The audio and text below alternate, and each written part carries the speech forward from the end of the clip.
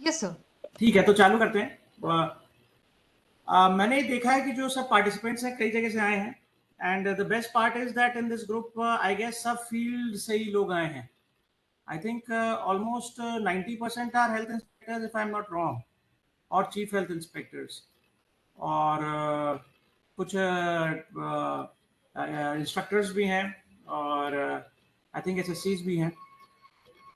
NER से भी लोग आए हैं आई गेस। कौन आया है एनईआर से? एक बनारस मंडल के आए हैं चाहिए। वो पार्टिसिपेंट्स आर हैविंग माइक और समथिंग, दे कैन इंटरेक्ट, और अभी वो नहीं बोल दे सकते। कैन इंटरेक्ट सर, पार्टिसिपेंट्स आप बोलेंगे तो सुनाई देगा। बनारस से कौन आया हुआ है? एक मैं देख रहा था पार्टिसिपेंट की लिस्ट, बनारस के कोई हेल्थ इंस्पेक्टर आए हैं वो मौजूद क्लास में? चलिए ठीक है। हाँ, ओके ओके, ठीक है, कोई बात।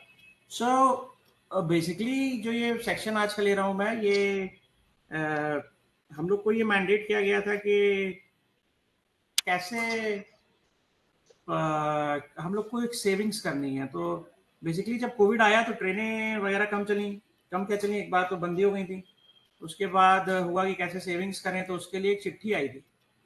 ये सब उसी से चालू हुआ है। एक चिट्ठी आई थी जिसमें लिखा था कि बहुत सारे सेविंग्स करनी है। और ये चिट्ठी शायद, ये जो प्रेजेंटेशन मैंने खोला है इसमें एडिट हुई है, लेकिन इसमें है नहीं। तो रुकिए, मैं ज़रा प्रेजेंटेशन ही चेंज करना पड़ेगा मुझको। जो मैंने स्मृति आपको प्रेजेंटेशन दिया है उसमें वो चिट्ठी है। तो आप रुकिए, मैं एक दूसरा प्रेजेंटेशन, तो just bear with me for 5 more minutes. मैं दूसरा प्रेजेंटेशन एक अपलोड करता हूँ। Okay, sure sir.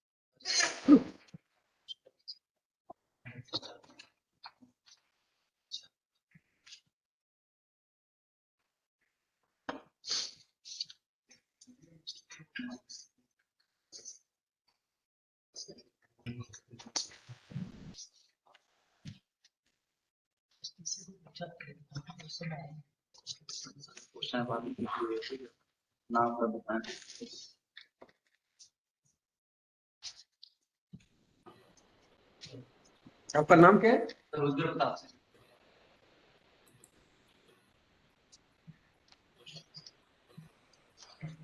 कहाँ से हैं?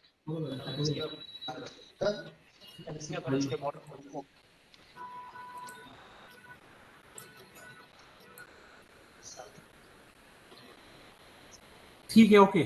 सो सो अब ये दिख रहा होगा, ये वाला चिट्ठी ये दिख रही है क्या सबको? Yes, sir, it's visible. ठीक, तो ये दिस वाज द चिट्ठी ऑफ 29/6/2020। एक्चुअली ये बहुत ही बोन ऑफ कंटेंशन चिट्ठी थी कि मतलब हम लोग क्यों ये सब किया हम लोगों ने, जब सब कुछ अच्छा चल रहा था, सब ठीक चल रहा था, और आप लोग एचआईज हैं, हेल्थ इंस्पेक्टर्स हैं, फील्ड में थे, और भी जो एनएचएम के लोग हैं, दे नो के एक एसबीडी भी डॉक्यूमेंट आया था, बड़े फैन फेयर के साथ आया था, बड़े ही उसके गाजे बाजे के साथ आया था कि एसबीडी आ गया, एसबीडी आ गया, उसमें हम ये करेंगे, टच फील स्मेल करेंगे और मार्किंग करेंगे। और एसबीडी आने से क्या हुआ था कि हम लोगों ने एनविसाइज किया था कि साहब हम लोग एयरपोर्ट जैसी क्लीनिंग देंगे, और ऑब्वियसली जब ऐसा किया गया 2017-18 की बात है, तो ये हुआ कि भाई पैसे भी तो पैसे ही लगेंगे, everybody was ready also to pay, and service भी वैसी चाह रहे थे। मीनवाइल क्या हुआ, कोविड लगा, एंड जब इनकम वगैरह का हर मंत्रालय में ऐसे ही हुआ, तो फिर हम लोग का भी ये आया कि एक इकोनॉमी ऑफ मेजर लाया जाए, सब लोग अपने खर्चों में कटौती करें। तो उससे एक किस चीज की शुरुआत हुई, वो था जेम। अगर मैं ये एक जब बस पूछना चाहूँ लोगों से कि आप में से कितनों ने जेम का नाम सुना है, तो आप लोग हाथ उठाएं तो मुझे जरा अच्छा लगेगा।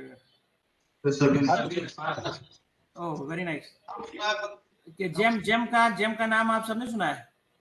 आगे जो बैठे हैं नीली शर्ट में राइट साइड में, उन्होंने नहीं सुना। फर्स्ट रो, हाँ आपने, आप ही ने, नहीं आप नहीं, आपकी रो में पहले, हाँ ये आपने, हाँ आपने नहीं सुना जेम का नाम? बिल्कुल सुना है सर। सबने सुना है? नहीं कोई ऐसा जिसने नहीं सुना, मैं सीरियसली पूछ रहा हूँ, मतलब हो सकता हो नहीं सुना हो जेम का नाम, क्योंकि अगर कोई ऐसा है जिसने नहीं सुना हो, मैं क्वेश्चन अपना चेंज कर देता हूँ कि कोई ऐसा है जिसने शायद नहीं सुना जेम। कोई नहीं ऐसा है क्लास में? चलिए दैट्स गुड। एंड क्योंकि जेम हम लोग के लिए बन के एक समझ लीजिए, पहले हम लोग को लगता था कि बहुत बड़ी मुसीबत आ गई, क्या हो गया जेम, जेम उस पर सामान ही नहीं होता था, चीजें नहीं होती थी, लेकिन फिर बहुत ये एवोल्यूशन हुआ।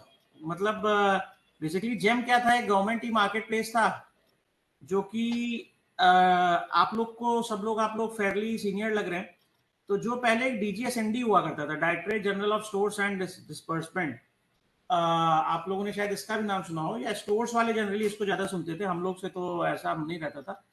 बेसिकली रेलवे उससे कंप्यूटर या इन्वर्टर ये सब खरीदती थी पहले, लेकिन फिर उसको गवर्नमेंट ई मार्केट प्लेस कर दिया, जैसे कि अमेजोन और फ्लिपकार्ट हम लोग घर में यूज करते हैं, वैसे ही इसको करके, और हम लोगों ने कहा कि in case of direct procurement जो होता है, मतलब जेम की कंडीशन है कि 5 लाख तक हम लोग किसी को भी जैसे सिंपल ऑर्डर दे सकते हैं सीधे, आपने 5 लाख तक का किसी को भी सीधे दे दिया, जिस इट्स लाइक है ना, कि तभी मैं कह रहा हूँ जैसे आप लोग सब फील्ड्स हैं, आप अपने बॉसेस से जैसा काम लेना चाहेंगे, है ना, मतलब जैसा आप लोग काम लेना चाहेंगे, तो आपको सपोज एक एग्जांपल दे रहा हूँ, जैसे मान लीजिए स्टेशन पे सेप्टिक टैंक्स होते हैं, आप सब लोग, आप एचआईज हैं या क्या है, तो आपके ठेके में हमसे कहा कि भाई इसको साफ कराओ, उसने तो कह दिया कि साहब आपके ठेके में नहीं था, तो फिर आप क्या करेंगे कि आपने कह दिया ठेके पे नहीं था, तो वो आप फिर अपने जो डीएमई एचएम या सीनियर डीएमई या जिसको सीनियर सीडीओ जो भी आपको देखते होंगे, उनको आप लोग कहेंगे कि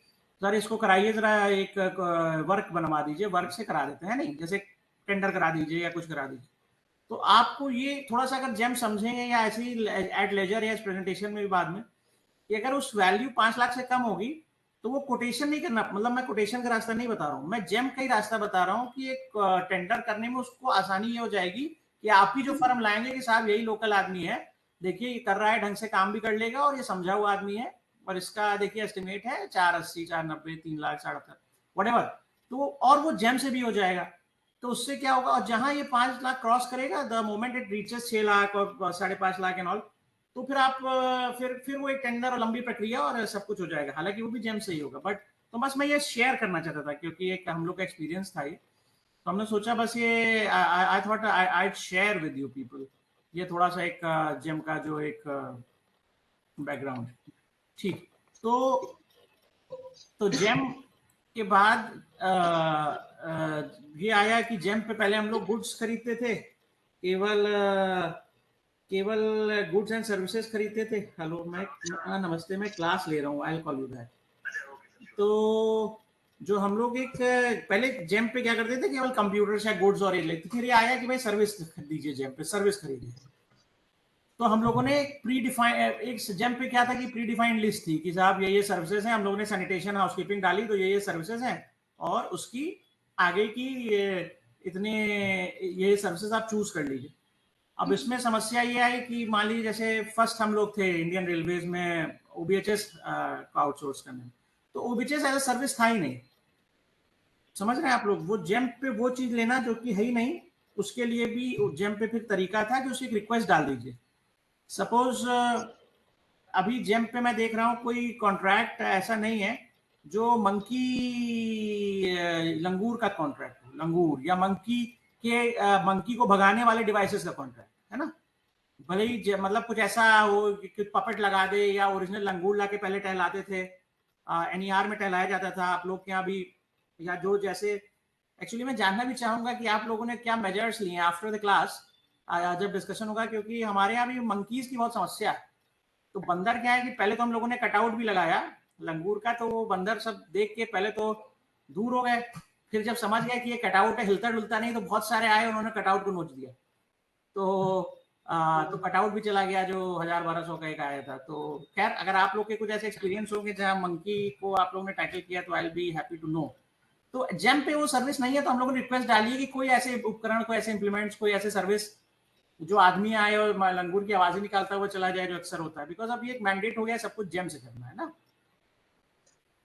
तो उसके बाद क्या है कि हम एक सर्विस रिक्वेस्ट डाल सकते हैं, और नहीं तो फिर एक कस्टम बिड, वही मैं बताना चाह रहा था कि हमारी क्या जरूरत है, वो एक कस्टम बिड करके हम लोग उसको एक डाल सकते हैं कि भाई ये कस्टम बिड है और हमारी ये जरूरतें हैं, हमें ऐसा ऐसा सामान चाहिए। डायरेक्ट परचेज तो मैंने बता ही दिया कि सीधे जो खरीदना हो वो आप कर दीजिए, और 3 ऑफर्स होते हैं डायरेक्ट परचेज से, आप एक कोई लोएस्ट प्राइस वाला ले सकते हैं, उसके लिए बिड नहीं डाली जाती। ईएमडी, ईपीजी और ये सब जो है सेम है जैसे कि अपना था पहले, जो हम लोग नॉर्मल टेंडर करते थे आईआरईपीएस में, जेम में भी वैसे ही है। जेम में फायदा ये है कि हम लोग 10 डेज में भी ओपन कर सकते हैं, तो आपको कोई काम क्विकली चाहिए तो आप कह दीजिए कि आप सर्टिफाई कर दीजिए कि it has to be done quickly, तो वो 10 दिन में भी खुल जाएगा। अब एक तरीके क्या है कि procurement of services and GeM का फ्लो चार्ट क्या है, कि हम लोग कैसे उसमें आगे बढ़े। तो जो बेसिकली जो हम लोग पहले सब डिमांड बनाते थे, जो आप लोग फील्ड से बना के डिवीजन ऑफिस देते होंगे, एक एस्टिमेट बनाते होंगे या यार्डस्टिक से बनाते होंगे, तो उसी तरीके का जेम पे भी जब आप लोग देते हैं तो एक स्पेसिफिकेशन कि क्या काम होना है, कंसाइनी कौन रहेगा, कौन इंचार्ज रहेगा, डिटेल्स ऑफ द कॉन्ट्रैक्ट कब तक के लिए है, कितने दिनों के लिए है, क्या स्कोप है, कौन कौन उसमें इसको मॉनिटर करेगा, कौन पेनल्टी लगा सकता है, कितनी लगा सकता है। तो उसी लिए 2 टर्म्स बड़े इंपॉर्टेंट है, one is GTC, one is SLA. Actually GTC क्या होता है आप ये समझ लीजिए, जिसको हम लोग एग्रीमेंट कहते थे पहले, एग्रीमेंट, जो एग्रीमेंट छपके मिलता था ना कि भाई ये टेंडर हो गया, ये आपका एग्रीमेंट है, तो वो जीटीसी एक होता है, जनरल टर्म्स ऑफ कॉन्ट्रैक्ट, उसे जनरल टर्म्स एंड कंडीशंस भी कहते हैं। और एक होता है एसएलए, सर्विस लेवल एग्रीमेंट। वो ऐसा, अब पहले पहले स्टैम्प पेपर पर हम लोग निकाल के एग्रीमेंट करते थे टेंडर, अब वो उसी में निकल आता है, एसएलए कहते हैं। क्या सर्विस है, क्या लेवल ऑफ सर्विस देनी है और क्या हम उसको देंगे और क्या पेनल्टीज है, एसएलए में निकल आता है। सैंक्शन ऑर्डर तो वही है कि जो हम लोग एलओए देते हैं, और कॉन्ट्रैक्ट तो वही ऑन अवार्ड ऑफ कॉन्ट्रैक्ट है। इसमें जो इंपॉर्टेंट बात है वो है जीटीसी। तो जीटीसी क्या है कि जेम की तो जीटीसी फिक्स है 40-50 पॉइंट की, लेकिन आपको अपनी जो कंडीशन है, जैसे कि आपको अपनी जीसीसी फॉर सर्विसेज कुछ कंडीशन, कुछ एसबीडी की कंडीशन, जब आप आउटकम बेस या कोई भी ठेके का एसएलए आप डिफाइन करते हैं एज अ यूजर, हम एसएलए में फीड कर देंगे, तो वो फिर आ जाएगा कि वो स्पेशल कंडीशंस और कॉन्ट्रैक्ट के तरीके से छप जाएगा, जो कि जीटीसी के ऊपर रहेगी। और उससे आप, जैसे आपके सबके मन में दुविधा होगी ना कि साहब मैन पावर बेस, जो मैं आगे भी बताऊंगा, मैन पावर बेस तो रहा नहीं, ये तो आउटकम बेस हो गया, तो कैसे हम लोग उसको टैप करेंगे, क्या करेंगे। So that is to be taken care कि जब एसएलए बने आपका, सर्विस लेवल एग्रीमेंट जब आप बना रहे हैं, उसमें आप इसको इनबिल्ड कर दीजिए कि भाई इतना ही रहेगा और इससे ज्यादा ये प्रोविजन है और ये उसकी पेनल्टी पीनल क्लॉज है।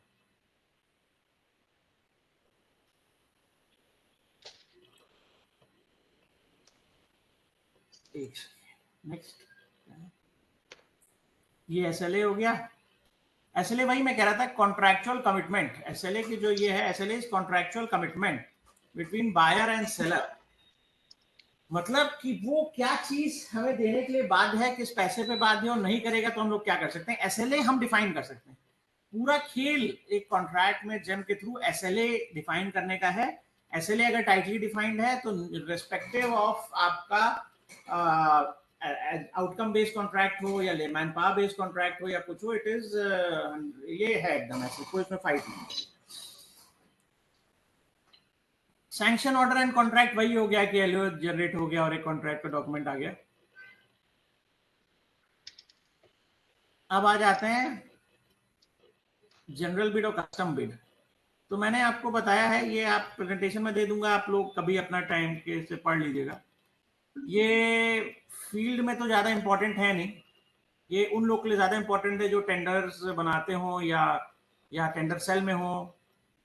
तो बेसिकली क्या होता था कि जनरल बिड और कस्टम बिड में अंतर ये होता था, जनरल बिड होती है कि जो सर्विस है वो वैसी ले ली, एक ड्राई क्लीनिंग सर्विस है या एक स्टेशन क्लीनिंग सर्विस है, सैनिटेशन सर्विस है, वो ले लिया और वो अपने कंडीशन से कर। लेकिन कस्टम बिड में इट्स डिफरेंट। कस्टम बिड क्योंकि हम लोग रेलवे के हिसाब से कर रहे हैं, हमें इतनी बार एस्केलेटर साफ कराना है, इतनी बार स्टेयरकेस साफ कराना है, इतनी बार रैक पिकिंग करानी है, कितनी बार हम लोग को वॉशिंग करानी है, कितनी बार कॉन्कोर्स एरिया साफ कराना है, कितनी बार हम लोग को रूफ साफ करानी है, कितनी बार ट्रैक को धुलवाना है। तो वो चीज कस्टम बिड में हम लोग डिफाइन करते हैं कि भाई ये काम होना है। तो वो कस्टम बिड में bidding process, technical evaluation, award of contract सब सेम है। पहले क्या होता था कि कस्टम बिड कराने के लिए हमको डीआरएम का, उसमें लिखा नहीं था, जब में ये लिखा था कॉम्पिटेंट अथॉरिटी, तुम लोग जनरली डीआरएम या डीआरएम का अप्रूवल लेते थे। अब वो कंडीशन हट गई, अब आप आराम से जैसा आपको काम चाहिए वैसा आप काम लीजिए और कस्टम बिड बनवा दीजिए। तो with custom bid it has become very easy.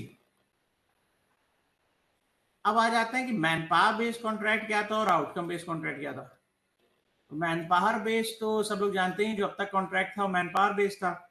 हम लोग क्या करते थे कि हम लोग, ये बहुत इंपॉर्टेंट है, कोई आपसे पूछ सकता है कि साहब आप लोग एनएचएम की क्लास करके आए हो, जरा अंतर बताइए कि मैन पावर बेस्ड में और आउटकम बेस्ड में अंतर क्या है।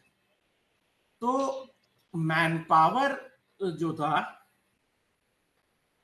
मैन पावर बेस में समझिए कि जब ठेका बनता है तो हम ये जानते हैं, आप लोग भी फील्ड से जो हम लोग को देते थे कि एक एरिया है 100 स्क्वायर मीटर, तो हम लोग देखते थे कि ठीक है 100 स्क्वायर मीटर एरिया है, इतनी ड्रेन है, ड्रेन में इतनी देर में एक आदमी, जो यार्डस्टिक था, मैन पावर की यार्डस्टिक होती थी ना, एक आदमी इतनी देर में इतने मीटर झाड़ू लगाता है, एक आदमी इतनी देर में इतना मॉपिंग कर सकता है, एक आदमी इतनी देर में क्लीनिंग कर सकता है।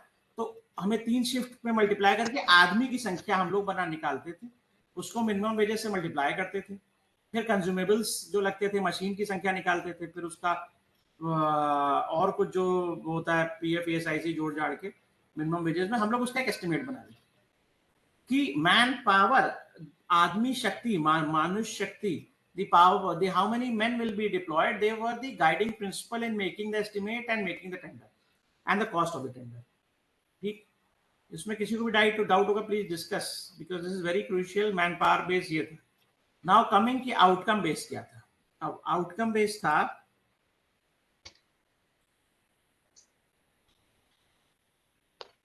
ये, तो जो जो पहली लाइन लिखी है मैंने वो है कि हमारे पॉइंट ऑफ व्यू से आउटकम बेस क्या है कि हम लोग आउटपुट पे ज्यादा करते हैं वनस्पति इसके कि कैसे हुआ। मतलब ये कि हमने कह दिया कि तुम आउटकम बेस्ड कॉन्ट्रैक्ट दो, अब वो एक भी आदमी नहीं लगाए, वो रोबोट से करा दे सारा साफ। हमें साफ चाहिए और हमें एक शिफ्ट में ये साफ चाहिए, एक शिफ्ट में इतनी बार ये वाली साफ करना है, ये साफ करना है, टॉयलेट इतनी बार साफ होने। वो कैसे करेगा कैसे नहीं करेगा, that is his, he can get it done through any technology, he can get it done through manpower, he can get it done through robots, जैसे उसको करना होगा। अभी सर तो बातें किताबी हैं कि रोबोट से करते, इससे करते, हालांकि वो टेक्नोलॉजी आ जाएगी, लेकिन अभी तो मैन पावर से ही करता है। दूसरा क्या है कि जो रिस्क है कि ये हो, ये बायर की बजाय सप्लायर पे आ जाता है कि भैया तुम ही जिम्मेदार हो पूरा कराने के लिए, और उसमें पेनल्टीज काफी लगती हैं। मेरे ख्याल में हम लोग के यहाँ 70-80% पे ही स्कोर कार्ड होता है, मतलब पेनल्टी बहुत ज्यादा उस पर है। हालांकि उसका कुछ डिसएडवांटेज भी वो आगे मैं डिस्कस करूंगा। तो हम लोग क्या उससे मांगते हैं, हम एक ऑल इन फिक्स प्राइस मांगते हैं। तो इससे ये भी सवाल उठ सकता है कि साहब फिर उसके एस्टिमेशन में और इसके एस्टिमेशन में अंतर क्या है। तो इसके एस्टिमेशन में और उसके एस्टिमेशन में अंतर ये है कि अब तक हम लोग आदमी लेते थे फील्ड से, उसकी मिनिमम वेजेस मल्टीप्लाई करते थे और टोटल कॉन्ट्रैक्ट के कॉस्ट पे आते थे। अब हम लोग क्या करते हैं, एरिया लेते हैं, ओनली एरिया। एरिया है कितना टोटल एरिया साफ होना है, और जो अवॉर्डेड एलएआर बगल बगल किसी देख लेते हैं। पहले तो जब हम लोग थे तो कोई एलएआर ही नहीं था, तो जेम पे मिनिमम 1 पैसे पर स्क्वायर मीटर या पर स्क्वायर फीट था उस समय, तो उसी से मल्टीप्लाई करके हम अपना निकाल लेते थे। तो इनिशियली क्या हुआ कि बहुत कम एस्टिमेट बना, बहुत ही कम बना। हम लोग वो हो गए कि कैसे अब तक जो 3 लाख का था वो अब 25-30 हज़ार एस्टिमेट बन रहा है। Then we got to know, तब हम लोगों ने वर्क किया, पता चला कि साहब एरिया तो जितनी बार वो एरिया साफ करेगा उतने मल्टीप्लाई करना पड़ेगा।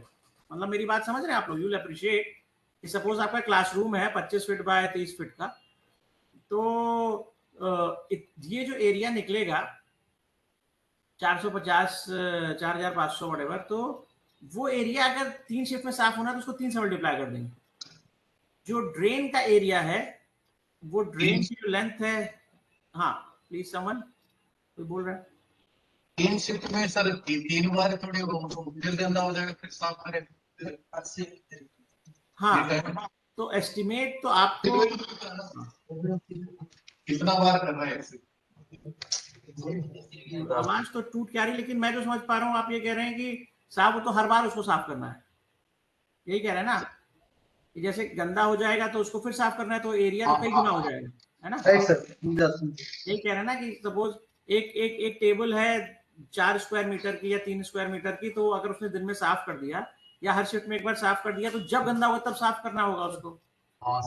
तो वो, तो यही मैं कह रहा हूँ, यही हम लोग का जेम में एडवांटेज है आउटकम बेस में, कि इसका हमको कोई एक्स्ट्रा पैसा नहीं देना। हमें किसी भी समय अगर गंदा मिला तो हम उसको पेनल्टी लगा दें। बात समझ रहे हैं। तो उसका ही ये है कि तभी तो वो आदमी रख रहा है, वरना वो क्या करता, मतलब वरना कोई स्मार्ट आदमी ये करता, या जो कोई शैतान टाइप का आदमी कॉन्ट्रैक्टर ये करता कि वो कहता, जैसे हम लोग के घर में आते ना साफ सफाई करने वाले, सुबह बर्तन साफ करके एक बार चला जाता है और फिर शाम को ही आएगी वो, तो बीच में अगर हम लोग के बर्तन ज्यादा हो गए या कुछ हो गया तो हम लोग कहते हैं यार जरा खुद ही साफ कर लो, पता चला वो ज्यादा नाराज हो जाएगी फिर छोड़ के चली जाएगी। नहीं, अक्सर सबके घरों में ही होता है। तो हम लोग बीच में जब चाय बनेगी या कुछ बनेगी तो खुद ही उसको साफ करके रख देते हैं कि यार फिर ज्यादा ऐसा ना हो सिंक भर जाए तो फिर वो 1-2 दिन छुट्टी ले ले। तो वो जो हम लोग के घर में होता है वो एग्जैक्टली आउटकम बेस है, जो कि कोई कॉन्ट्रैक्टर कर सकता है। वो जैसे मेरे मान लीजिए ऐशबाग और लखनऊ कोई बगल के 2 स्टेशन हो, तो वो और कॉन्ट्रैक्टर क्या करेगी, वही आदमी पहले सुबह ऐशबाग में झाड़ू लगा देगा, फिर लखनऊ में लगवा देगा और फिर चला जाएगा कहीं और लगवाने। तो हमारे पास तो कोई कंट्रोल रहता नहीं, हम तो कहते भाई आउटकम बेस आपने दिया, एक बार साफ कर दिया चला गया। लेकिन उसी के जो एसएलए हमने बनाया, सर्विस लेवल एग्रीमेंट, उसमें ये लिख दिया कि एट एनी टाइम ये साफ रहना चाहिए। आपका एरिया हमने ऐसे कैलकुलेट किया कि 1 टाइम आप दिन में, जैसे एस्केलेटर है साफ कर देंगे या ट्रैक वॉश कर देंगे, एक बार सुबह वॉश कर देंगे, एक बार शाम को वॉश कर देंगे, एक बार रैक पिकिंग करा देंगे। फिर भी अगर रैक पिकिंग में गंदगी मिली तो हम लोग उस पर पेनल्टी लगा देते हैं। तो वही मैं कह रहा हूं कि ये जो फेवर है, ये बायसनेस भी हो सकती है, कोर्ट ऑफ लॉ में चैलेंज भी हो सकता है, लेकिन रेलवे के हित में ये है कि भाई उसने तो कम, मतलब ये हम लोग सब एस्टिमेट का खेल, वही मैं कह रहा हूँ कि हम ये ठेके की वैल्यू इतनी कम चाहती, हम लोगों ने बहुत सेविंग की। अब क्या हुआ कि अब जैसे ओबीएचएस का ठेका मैंने ही किया था जब मैं सीएनडब्ल्यू में था, आउटकम बेस किया, और अभी वो बहुत पुअर परफॉर्म कर रहा था क्योंकि उसमें आदमी मन मर्जी लगा रहा था, पूरी ट्रेन में 1 आदमी या 2 आदमी। तो जब उसके ऊपर इतनी पेनल्टी लगने लगी और जब वो उसका लगा कि अब उसकी पीजीवी जब्त हो जाएगी, तब उसने आदमी बढ़ा दी। बात समझ रहे हैं। Outcome basis does not mean कि उसको फ्रीडम हो गया कि जितनी बार एस्टिमेट में है उतनी बारी करे। वैसे भी हम लोग उसको कहते हैं कि उसके एसएलए में जो लिखा है सर्विस लेवल एग्रीमेंट में कि उसको ये चीजें at any point of time हमारा एरिया इतना है और हमें इसको साफ मिलना चाहिए, नहीं साफ मिलेगा तो इतनी इतनी पेनल्टी लगा देगा। और एचआई जब स्कोर कार्ड भरेगा तो वह स्कोर कार्ड में रिफ्लेक्ट करेगा ताकि उसके बिल में उतना कम हो जाए। Am I clear? मतलब कुछ ये हेल्पफुल हो रहा है जो मैं बोल रहा हूँ या कंफ्यूजन हो रहा है? मतलब अगर any doubt anything I am free for discussion because बहुत अच्छा ग्रुप है आप लोग का। बहुत कम इंटरेक्शन हो पाता है इतने सारे वेरीड लोगों से जो कि फील्ड में एक्चुअली भुगत रहे हैं। हम लोग तो कुछ भी ठेका करके भेज देते हैं और फिर आप लोग एक्चुअल में झंझट होता है या कैसे मैनेज करते हैं, दैट्स वेरी इंपॉर्टेंट। तो चलिए moving on with the presentation. Right, so buyers will generally ask suppliers to provide an all in fixed price, जो कि मैंने बताया था। ये डिफरेंस है बेसिकली, ये जो है डिफरेंस इन मैन पावर और आउटकम बेस्ड कॉन्ट्रैक्ट के साथ। ऊपर कहाँ गए इसको जरा सही से लगाओ, डिफरेंस वाली स्लाइड ऊपर करो। ये difference in man power and outcome based contracts है। तो मेन ऑब्जेक्टिव तो है ही है कि हम प्रोसीजर पे भी काम करते हैं आउटकम बेस्ड मैन पावर में। इसमें हम कहते हैं कि आउटपुट, आउटकम क्या है? आउटकम का मतलब ही होता है आउटकम। आउटकम मतलब आउटकम के अब बच्चा पैदा होना ये आउटकम है। अब आईवीएफ से हो, नॉर्मल से हो, सिजेरियन से हो, जिससे हो, ये वी आर लीस्ट बॉदर्ड। अब आप ये समझ लीजिए कि चाय बननी है आउटकम है। अब आउटकम है चाय बननी है, अब आप बनाएं, वाइफ बनाए, बच्चा बनाए या कोई मेड बना दे, अब दैट इज वो। जैसे कोई गेस्ट आया तो आउटकम है कि चाय बननी है, गेस्ट आया आउटकम है कि उसको भाई नाश्ता देना है। कैसे होना है क्या नहीं होना है अब उससे हम लोग बॉदर्ड नहीं है, गेस्ट नहीं बॉदर्ड है। इनफैक्ट भाई हम किसी के आप जाते हैं तो वो कह देता है कि साहब चाय पिलाइए, मतलब तो ठीक है, हम लोग नहीं किचन में देखने जाते हो कैसे बना रहा है।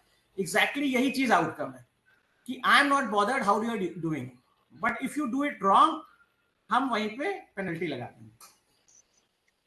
ठीक है, क्वांटिफिकेशन ऑफ वर्क वही है कि इसमें मैन पावर से क्वांटिफाई होता था, इसमें पर फुट फॉल है, क्या क्या क्लीनिंग रिक्वायरमेंट है, उस तरीके से थ्योरेटिकली वो होता है। नेक्स्ट,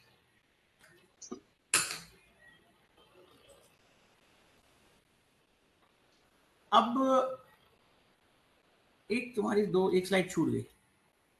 यस, कॉस्ट पे आ जाते हैं क्योंकि मेन इसका बहुत बड़ा डिफरेंशियल है।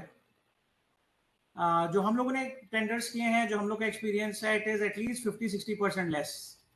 और ये बहुत बड़ी बचत है। मतलब समझ लीजिए कि जो हमने ठेके कर दिए तो शायद मेरे और मेरे पूरे ऑफिस के जीवन भर की तनख्वाही बच गई।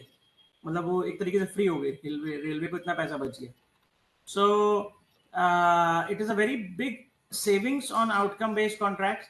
लेकिन इसके साथ ही मैं ये भी एक राइडर डालना चाहूँगा जो आगे एक्सपीरियंस शेयरिंग में है भी, कि बहुत ही एकदम से अनरियलिस्टिक नहीं बना देना चाहिए, अदरवाइज फील्ड में it becomes a very big problem. So and for other divisions also it becomes a problem कि साहब आपने इतने सस्ते में कर दिया और यहाँ पे तो लोग ही नहीं मिल रहे जो इतने सस्ते में कर पाए। सो ठीक है, मतलब there should be a practicality to it and it should be a saving to the railways. Service provider के लिए भी फ्लेक्सिबिलिटी है। अब फ्लेक्सिबिलिटी क्यों है सर्विस प्रोवाइडर के लिए? कोई बता पाएगा? मतलब फ्लेक्सिबिलिटी जो है, जो मैंने लिखा फ्लेक्सिबल है, उसके लिए अच्छा है। उसके लिए ये अच्छा है कि वो जैसे का suppose example Delhi railway station का लें। पहले मान लीजिए दिल्ली रेलवे स्टेशन पे हर शिफ्ट पे 100 लोग लगते थे एग्जांपल। फिर आउटकम बेस्ड कॉन्ट्रैक्ट हुआ, एक एसएलए हुआ, और एसएलए के बाद जो उसने डिप्लॉयमेंट प्लान दिया शाम शुरू करें, उसने कहा भाई हम 10 लोग में पूरा स्टेशन साफ करेंगे। तो सर्विस प्रोवाइडर कितने लोगों के पीएफ ईएसआईसी के लिए जिम्मेदार हुआ?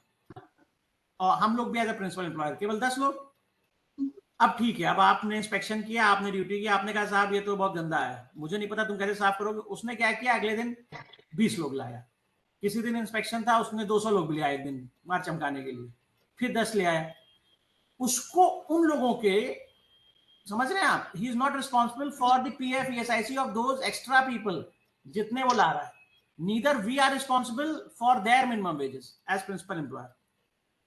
मतलब आप ये अप्रिशिएट कर पा रहे हैं जो मैं कह रहा हूं कि उसके लिए भी बड़ा ही फ्लेक्सिबल है ये, पहले क्या होता था, जब हम लोग ने कोचिंग डिपो का कॉन्ट्रैक्ट दिया था मैन पावर 0.25 0.65 के हिसाब से,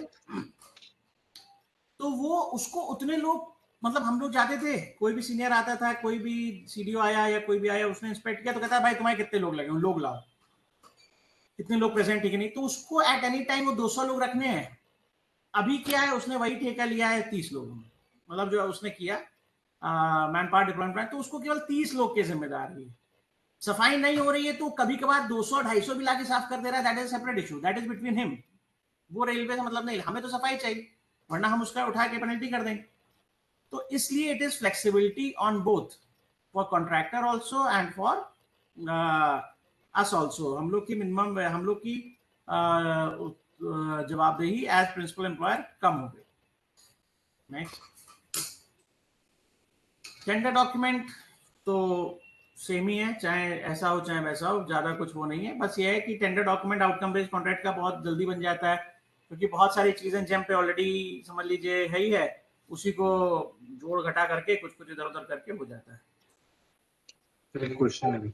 हाँ, क्वेश्चन, एक सेकंड मैं आ जाता हूँ, पहले अपना वीडियो ऑन कर लूँ फिर क्वेश्चन लेता हूँ। बताइए कौन पूछ रहा है क्वेश्चन? सर मैं पूछ रहा हूँ, अपना नाम और पोस्टिंग बताइए। सर मेरा नाम उत्तम कुमार है and I am from Sonpur division. Sonpur division चाहिए? No, sir. I'm working as JE and looking after EHM and inspections there, Sonpur DRM office. मुझे डीआरएम है, वैसे सीएचएम है सुपरवाइजर। गुड, बताइए सर ये इट इज नो डाउट कि जो भी सर आउटकम बेसिस से जो भी कॉन्ट्रैक्ट हो रहा है वो चीपर है as compared to manpower based contract. लेकिन अगर सर इसको प्रैक्टिकली देखें तो काम जो करना है वो तो सर मैन पावर को ही करना है। ये सर फ्लेक्सिबिलिटी है, बिल्कुल फ्लेक्सिबिलिटी है हमारे लिए भी और जो सर्विस प्रोवाइडर है उसके लिए भी, वो इतने लोगों से काम कर रहा है। बट जब सर रियल जो चीजें ग्राउंड पे सर नहीं दिखती हैं तो फिर हम लोग मैन पावर का रिक्वायरमेंट करते हैं कि जब तक आप मैन पावर लाओगे नहीं तब तक काम कैसे। और फिर एक कॉस्ट में वो ला भी नहीं पाता।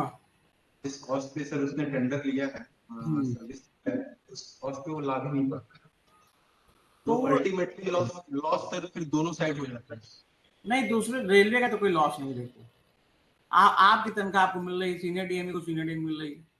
हम लोग, आप तो चिट्ठी लिख देंगे तो कॉन्ट्रैक्टर का लॉस है। मैं फ्रैंकली बता रहा हूँ, मतलब प्रैक्टिकली लॉस क्या है, उस कॉन्ट्रैक्टर का भी लॉस नहीं है, क्योंकि उसने पूरा ये, this is all you know कि ये कैसे पैसा कमाता है। जो ओबीएचएस का आप ही वहां ईसीआर में, जो आपके पुराने सीएमई साहब थे, फिर वो आए, फिर हम लोग को डिस्कस कर रहे थे, लोग एकदम वो जो उन्होंने ऐसे पूछा कि गैस करिए साहब, ये जो ओबीएचएस में जाते हैं कितने रुपए कॉन्ट्रैक्टर से लेते होंगे। तो हम लोगों ने कुछ कुछ गैस किया, तो फिर पता चला कि ये पैसा दे के जाता है उल्टा। मतलब समझ रहे हो, मिनिमम वेज तो छोड़ दो जो रेलवे हम दे रहे हैं, वो पैसा दे रहा है उल्टा जाने का, because he is doing all sorts of hanky panky and route, है नहीं। टीटी वीटी के जेब के वो बन जाते हैं, टीटी को जो कैश डिक्लेयर करनी पड़ती है वो इनके पास मिलती है अक्सर। आप लोग तो सब हम मुझसे ज्यादा फील्ड में रहते हैं, समझ रहे होंगे। 50 टीटी के चढ़ाना, मैं केवल एक बात कह रहा हूं ऑफ द रिकॉर्ड, मैं केवल ये कह रहा हूं कि जब suppose now coming to a theoretical aspect, theoretical answer, एक तो प्रैक्टिकल आंसर हो गया आपके क्वेश्चन का। कोई कॉन्ट्रैक्टर मैंने बहुत कम देखे जो आगे कह देगा साहब मेरा ठेका रद्द कर दो, वो इसलिए भी नहीं कहता क्योंकि उसकी ईडी और पीजी जमा हो जाएगी, जब्त हो जाएगी।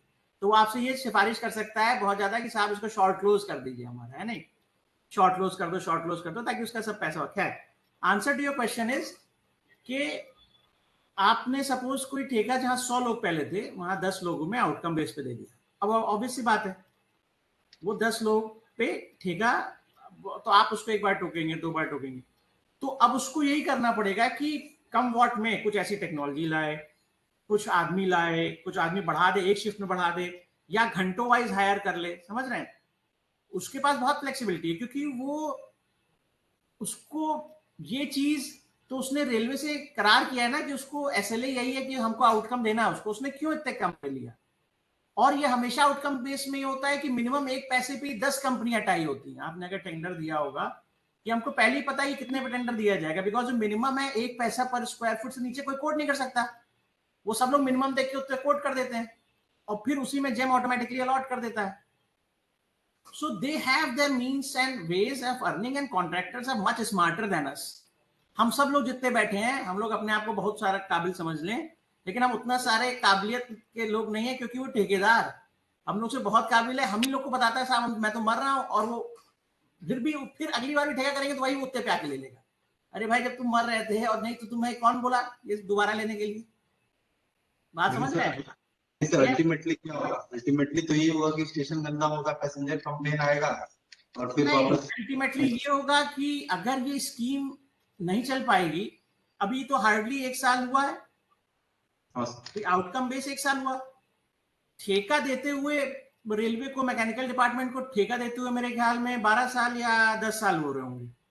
इन हाउस से ठेके भी शिफ्ट हुए.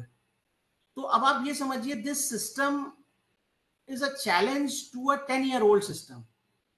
मतलब समझ रहे हैं कि हम कहते हैं कि हमारा स्विमर बहुत तेज है और ये जो ओलंपिक का स्विमर उससे लड़ जाएगा, या हमारी क्रिकेट इंडियन फुटबॉल टीम को हम वर्ल्ड कप में खेलते देखें, तो एक चैलेंज है.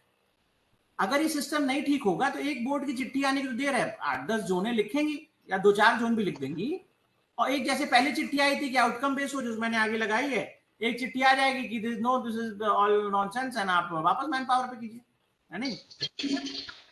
मतलब am I wrong? No, sir. This is a challenge, and this is a because सब तरफ फंड्स की क्राइसिस है. आप देख रहे होंगे, जो लोग आप लोग में से थोड़ा सा बिजनेस टाइम से सब देखते होंगे, या आजकल लोग और भी वेरिड इंटरेस्ट वाले हैं, घर में लोग बात करते हैं, कोई बिजनेस में होता है, तो there is recession all around the globe. आज आरबीआई गवर्नर की स्पीच भी थी, तो आज 0.35 बेसिस पॉइंट बढ़ाया रेपो रेट, बट फिर उन्होंने स्पीच में कहा कि Germany and Britain are in for recession. US will also go for recession. So don't be very happy about this our economy, even if we are booming. तो ऐसे case में आप ये समझिए कि अगर हम लोगों की तनख्वाह काट दी जाए 10%, तो अब हमारा दिल उस ठेकेदार के लिए रोएगा कि हमारे बीवी बच्चों की तरफ रोएगा कि जब वो 10% उनको कम मिल रहा है? हम लोग तो कहेंगे और ठेकेदार को, साले को जो 1 रुपए ना दो. आप बताइए भाई, हम लोग की तनख्वाह कट जाएगी अगर, तो सबसे अच्छी बात है कि जो हम रेलवे से बाहर पैसा दे रहे हैं वो कम हो जाए, और बाहर पैसे देने का सबसे बड़ा स्रोत है ठेके का पैसा. The contractual cost must come down by whatever means, और आउटपुट भी मिलना है.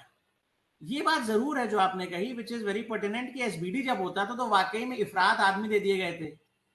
मतलब इतने अजर्रा आदमी दिए गए हैं, सब लोग एकदम अच्छे से काम कर रहे हैं, 2-4 एचआई के घर पे भी जा रहे होंगे, 2-4 सीनियर डेमी के जा रहे होंगे, कुछ ये सब चल रहा होगा. बट अभी क्या हुआ है कि जब ये सब कॉस्ट कटिंग होती है ना, तो सबको बहुत तकलीफ होती है, और ये एक जरूरी बात है. अदरवाइज क्या होगा, पिल्फरेज नहीं कंट्रोल होगा, और आप लोग तो शायद 90% जो बैठे हो ओल्ड पेंशन स्कीम वाले हो, तो आप लोग को तो मुझे लगता है कि और वो होना चाहिए, भाई पेंशन मिलनी है वो ना हो जाए. हम लोग तो न्यू पेंशन स्कीम वाले हैं, मैं पहला बैच था न्यू पेंशन स्कीम, अभी भी कैट में केस चल. हमारा तो जो है वो स्टॉक मार्केट थोड़ा बहुत दे देंगे, कोई उम्मीद ही नहीं है पेंशन मिलने की. तो रेलवे के पैसे बचना बहुत जरूरी है, और उसके लिए cost cutting in whatever form जरूरी है. उसके लिए आउटकम बेस आया, अच्छा है कि नहीं है, ये शायद अभी इस बेबी को थोड़ा बड़ा हो जाए 1 आध साल में या 2 साल में, क्योंकि अगर सर्विस नहीं होगी, मैं ये मान रहा हूं कि नॉन आउटकम बेस जब था तो ऐसा नहीं था कि कतई कंप्लेन होती नहीं थी. एक्चुअली कंप्लेन होंगी, और अब हम लोगों ने जो 139 ले आए हैं, जिसको हम लोग कंप्लेन कहते हैं कि दैट इज अ कंप्लेन, वो कंप्लेन है भी नहीं, दैट इज सर्विस रिक्वेस्ट, कि हर आदमी जो जा रहा है उसको टॉयलेट शायद साफ चाहिए, सूखी चाहिए, तो इसलिए 139 पे कहता है कि मेरी टॉयलेट गंदी है, आप तो कंट्रोल एक वो लॉग हो गया, फिर वो डिससेटिस्फाइड हुआ तो और उसने गड़बड़ रेटिंग दे दी. तो दैट इज सर्विस रिक्वेस्ट, जिसको हम लोग मानने लगे हैं कि ये एक कंप्लेन है. तो हम लोग को अपना पर्सपेक्टिव बदलना पड़ेगा. भाई पैसेंजर डिससेटिस्फाइड हुआ, ठीक है, तो उसमें हम लोग को क्या करना पड़ेगा, एकदम हाल काप नहीं जाना पड़ेगा. भाई आप जाइए, आप सरकारी अस्पताल चले जाइए, आप लाख ट्वीट करते रह जाइए कि साहब यहाँ पे लाश पड़ी हुई है, मैं तो आप गंदगी तो छोड़ दीजिए, और कोई आपको रिस्पॉन्ड नहीं मिलेगा state government. Am I wrong? नहीं सर, बात तो सही है, बताइए. बट ये सर रेलवे की कंडीशन ऐसा है. एंड आप एक एफआईआर कराने चले जाइए, या आपके ऊपर एफआईआर हो जाए और पुलिस आपको प्रताड़ित करे, आप लाख सीएम हेल्पलाइन पे चले जाइए, ट्वीट कर दीजिए, कोई पोर्टल पे चलाइए, सीपी ग्राम पे चले जाइए, कोई आपको कोई फीडबैक नहीं मिलेगा. होता है ऐसा कि नहीं होता है? बात सही है, बट ऐसा वो लोगों ने क्या किया है, वो लोग मोटी चमड़ी के हो गए, तभी हम लोग आप लोग उनके बारे में इतना खराब बोल रहे हैं पब्लिक फोरम पे। लेकिन हम लोग सेंसिटिव डिपार्टमेंट है, हम लोग इसलिए सेंसिटिव डिपार्टमेंट है क्योंकि हम लोग उनसे पैसा ले रहे हैं। हम लोग पुलिस को पैसा नहीं देते कि हमारी एफआईआर दर्ज करो, उसका ये रेट है, या आप हमारे यहाँ चोरी हो गई तो वो नाइजीरिया या युगांडा में पुलिस आउटसोर्स है तो वहां ये सब हो चुका है, वहां हर चीज के पैसे थे। तो हम लोग क्या है कि पैसेंजर जो हमको चलने का पैसा दे रहा है यार, तो वो उसी से बेसिकली पैसेंजर और गुड्स से हम लोग के घर चल रहे हैं। तो हम लोग जब पैसा ले रहे हैं किसी का, तो हम लोग को उसके प्रति संवेदनशीलता रखनी है। We have to be sympathetic and empathetic towards that fellow. इसलिए हम लोग एक ट्वीट पे भी देखिए जीएम साहब से आता है, रेल मंत्री सीधे जीएम के पास आता है, फिर हम लोग के पास आता है, फिर हम लोग आप लोग को देते हैं, आप लोग रिप्लाई देते हैं, क्योंकि ये एक सिस्टम बना हुआ है और ये अच्छा है।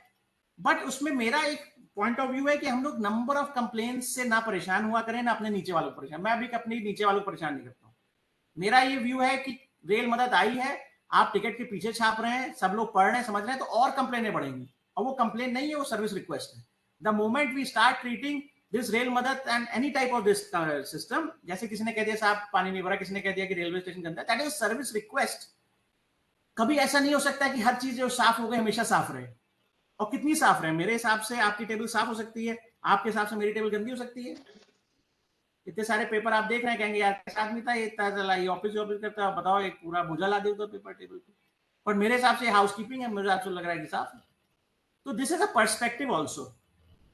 तो पर्सपेक्टिव एक डेवलप होगा, पैसेंजर का भी हमारा भी। बट हम लोग को एक तुरंत नकारना नहीं चाहिए किसी चीज को, अभी थोड़ा सा टाइम दें इसको, आउटकम बेस को, एंड लेट अस सी, है ना? ये इसमें सर आउटकम बेसिस में ये सफाई है या नहीं, कोई चीज मेरे लिए साफ हो सकती है तो किसी के लिए गंदी। यही मैंने कहा, तो उसका कोई स्टैंडर्ड है नहीं कि किसे साफ कहा जाए, किसे गंदा कहा जाए। वो तो पहले भी जब हम लोग एसबीडी था तो टच फील स्मेल का था कॉन्सेप्ट, उसमें भी कोई ऐसा, तो इट इज ऑल ऑब्जेक्टिव।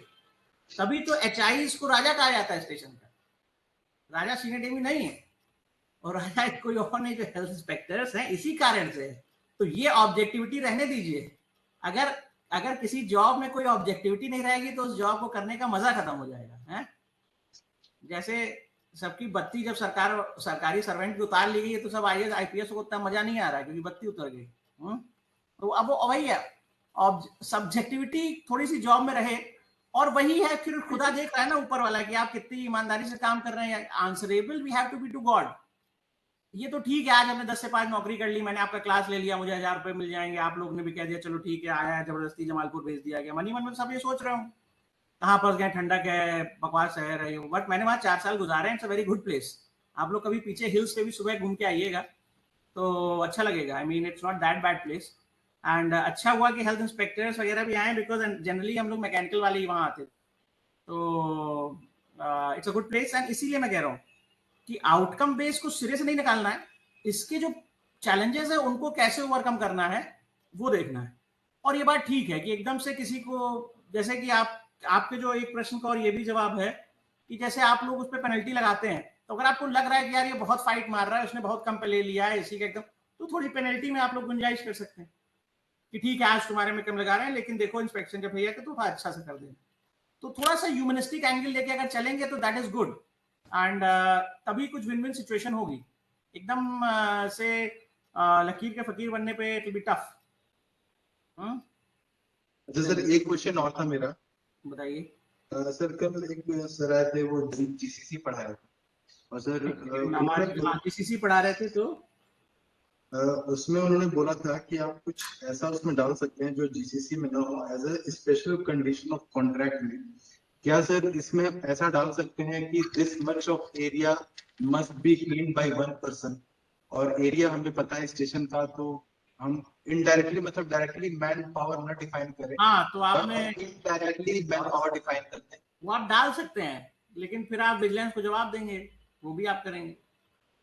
आप सब कुछ कर सकते हैं, जीसीसी में डालिए। मैं तो कह रहा हूँ ना, जीसीसी में हम लोग कह सकते हैं कि you can ask for chand, you can ask for moon, but not in contravention to the railway. आप ऐसे ना डालिए, आप ऐसे कहिए कि जितने डिप्लॉयमेंट प्लान है एक जब कंडीशन दे दी, deployment plan will be provide by the contractor, but it is not limited to that many numbers in case of the outcome not being able to meet the expectations of the user.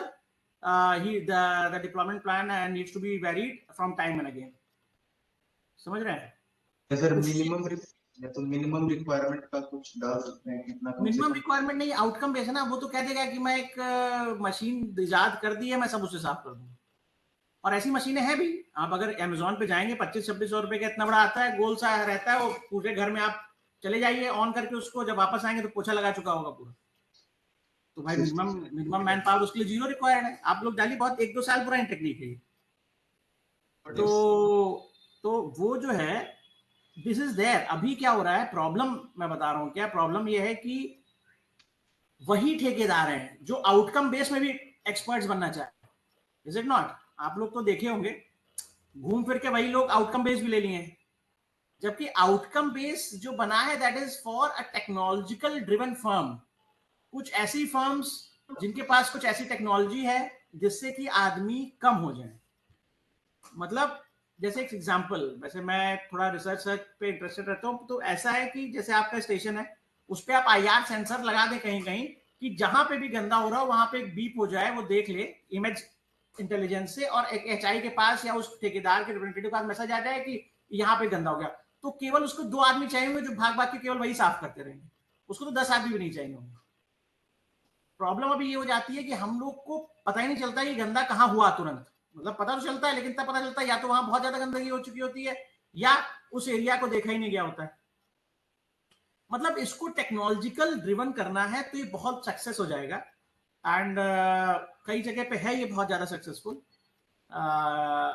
उन जगहों से ही लिए के हमारे जो seniors है वो लाए होंगे, जो रेलवे बोर्ड में हैं, they are much more intelligent than us, much more experience than us, और वो लोग तो सीधे मंत्री और लोगों से भी इंटरेक्ट करते हैं, तो उनको पब्लिक इनकन्वीनियंस की ज्यादा दिक्कत है, उनको तो ज्यादा जवाबदेही देनी पड़ती होगी।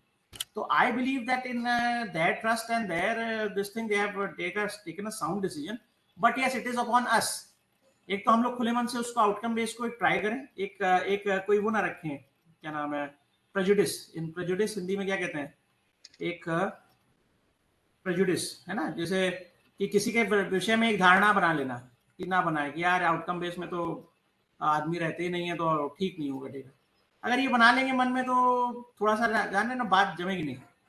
तो without any prejudice, with open mind, when we will see and with the interest of railways, तो फिर I think we can give it a try. और हम लोग क्या एक दिया गया, फिर डिप हुई सर्विस, फिर अभी वही सर्विस बड़ी अच्छी चल रही है आउटकम बेस ही। तो let us see, different divisions can have a different experience.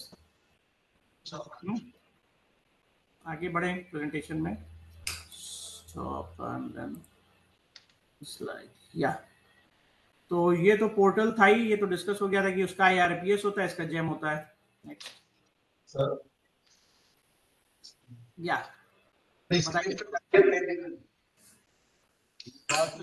एक सेकंड में, ये वाला फाइनेंशियल एवोल्यूशन ये हो गया। नेक्स्ट क्या है आप बताइए, कोई बोल रहा है? यस सर, ये slides are full screen, then they can see better, otherwise क्या कह रहे हैं? स्लाइड अभी दिख रही है? स्लाइड तो दिख रही है, लेकिन वो बगल में जो लेफ्ट में जो विंडो है वो दिखने जा रहा है, दैट छोटा हो जाता है स्क्रीन सर। मतलब ये दिख रहा है मेरिट्स डिमेरिट्स ऑफ कॉन्ट्रैक्ट, और ये मतलब मुझसे क्या अपेक्षा है सहयोग में ही जानना चाह रहा हूँ। बड़ा कर दें? Is it okay? बड़ा तो पीछे दिख रहा है। ओके सर, अब ठीक है? Yes it is okay sir. अभी ठीक है सर, ठीक है, ठीक है, हाँ सर ठीक है, ठीक। फिर ये प्रेजेंटेशन रहेगा। अभी प्रेजेंटेशन तो जस्ट अ पार्ट है, मेन इज इंटरेक्शन। प्रेजेंटेशन तो जो लिखा है तो लिख दिया। सो देखिए, मेरिट्स एंड डिमेरिट्स इसमें आए हैं आउटकम बेस्ड कॉन्ट्रैक्ट के। मेरिट तो सबको पता ही है कि बहुत सारी चीजें हैं, ये सब है। अब डिमेरिट्स क्या है वो भी समझ लिया जाए कि भाई डिसएडवांटेज क्या है।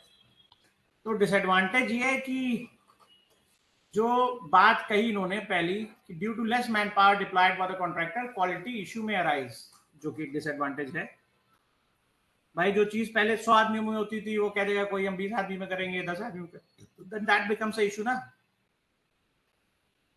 और दूसरा क्या डिमेरिट है कि overall scoring based on supervisors inspection, तो ये भी एक मेरे हिसाब से तो डिमेरिट क्या है, वो एक अच्छाई है कि हमारे सुपरवाइजर और हमारे हेल्थ इंस्पेक्टर्स एम्पावर हुए हैं, और अपने जब तक नीचे स्टाफ को एम्पावर नहीं करेंगे तब तक मुझे लगता है कि ऑर्गेनाइजेशन की प्रगति होगी। I think this is a good thing. और थ्योरेटिकली स्पीकिंग डिमेरिट इसलिए है क्योंकि बहुत ज्यादा सब्जेक्टिविटी हो गई है कि आप देखेंगे कहेंगे साहब हाँ नहीं मुझे तो साफ नहीं लग रहा, तो वो कहेगा अरे नहीं ऐसा मत करिए ये वो, तो आप तो कहेंगे अच्छा ठीक है ओके ओके, बट यही है मतलब जो भी है overall scoring based on supervisors inspection जो है वो एक अच्छी पॉइंट है, क्योंकि सुपरवाइजर्स की फील्ड में उनके पास थोड़ा सा रहना चाहिए न्यूसेंस वैल्यू, अदरवाइज वो कैसे काम लेंगे। मेरा इस पे ये टेक है। यू पीपल कैन डिफर या others are free to differ. What is the benefit accrued? अब वही मैं कह रहा था, देखिए जो मैंने जब किए थे कॉन्ट्रैक्ट्स, तो ये तो एक ऐसे है कि जो हम लोगों ने कॉन्ट्रैक्ट किए वो ऐसे हुए, तो दैट इज ना पिछले साल की बात हो गई। लेकिन इतने सारे लाख रुपए, मतलब समझ लीजिए 1.5 करोड़ रुपए, उसके 5 करोड़ रुपए पर साल बच रहे हैं, जिसमें तो अगर आप भी होते, जो आपका ही ऑफिस होता, you would have been you know entrepreneur, तो आपने कोई स्टार्टअप खोली होती तो कुछ ऐसा सिस्टम आता तो आप उसको ट्राई करने का मन रखते कि चलो यार इससे इतना सेविंग दिख रही है, let us give it a try, नहीं उसको आउटराइटली नहीं रिजेक्ट करते। तो वही अभी फेज में हम लोग हैं railways, we are trying it out and we are trying and then we are seeing how we are faring and then let us see how we go ahead। हाँ, ये एक मैंने बनाया है, एक फ्लो चार्ट बनाया है कि कैसे सर्विस कॉन्ट्रैक्ट ऑन जेम किया जाता है स्टार्टिंग से। तो इसमें बेसिकली 6 स्टेप में मैंने बताने की कोशिश की है, ये आप लोग अपने में समझ लीजिएगा जब फ्री टाइम होगा, जो इंटरेस्टेड हो उसमें देख लेगा। इसको मैंने उसकी स्क्रीनशॉट लेके, ताकि किसी भी आदमी को जो जीरो से देखना चाहे कि भाई ये स्क्रीन आएगी, पहले डैशबोर्ड करेंगे, हम क्या सेलेक्ट करना चाहते हैं सर्विस सेलेक्ट कर लेंगे, फिर स्टेप 2 में बिड क्रिएट करेंगे, फिर स्टेप 3 में हम लोग अपने डाल सकते हैं कि कंज्यूमेबल मशीनरी। स्टेप 5 में क्या करेंगे, L1 को दे देंगे, और 6 में हम लोग अप्रूवल ले लेंगे। मतलब मैंने कैसे किया, आप लोग जब जिसको जो इंटरेस्ट है, जो उस फील्ड में हो उसको पढ़ लेना, और it I think it should be helpful. Any doubt you can always come back to me. ये एवोल्यूशन ऑफ जेम जो बता रहा था, तो इवॉल्व जो हुआ है जेम, वही मैंने जो डिस्कशन में पहले कवर किया कि ये DDSND से बना था, और लेकिन वही जो कस्टम बिड वाली बात थी कि जब से कस्टम बिड आया तो ये बहुत अच्छा हो गया, वरना हम लोग बहुत परेशान रहते थे। ये जब से कस्टम बिड वाला आया कि हम लोग जो सर्विस नहीं थी उसको भी हमने सर्विस करके डाल दिया, और उसमें लोगों ने बिड किया, तो उससे बहुत सारी चीजें आसान हुई, और एक गेम चेंजर रहा जेम के लिए। वरना ये जेम जब आया ही था तभी ये फेल हो जाता अगर कस्टम बिड की नहीं बात आती। तो कस्टम बिड क्या है कि हम लोग उसको देते हैं, कस्टमाइज करके अपलोड करते हैं, फिर जो सेलर्स हैं वो उसके हिसाब से उसमें करते हैं। अब यही एक ये था कि मैंडेटरी थी पहले बहुत सारी चीजें, अभी वो सब मैंडेटरी नहीं है, तो एक यूजर फ्रेंडली हो गया, हम लोग के लिए अच्छा हो गया। अब एक इस पे आता है कि लेटेस्ट डायरेक्टिव क्या है रेलवे बोर्ड के। तो एक चिट्ठी आई थी, आप लोगों ने शायद देखी हो ना देखी, आई डोंट नो, 11/7/2022 की। ये तो बहुत छोटा आप लोग को भी दिख रहा होगा, तो शायद और बड़ा कर दें तो अजय झा साहब हैं डायरेक्टर इन चिप, दिख पा रहा है ये कि बहुत छोटा हो गया। चलिए मैं नेक्स्ट टाइम इसको थोड़ा सा और अच्छे टाइप से।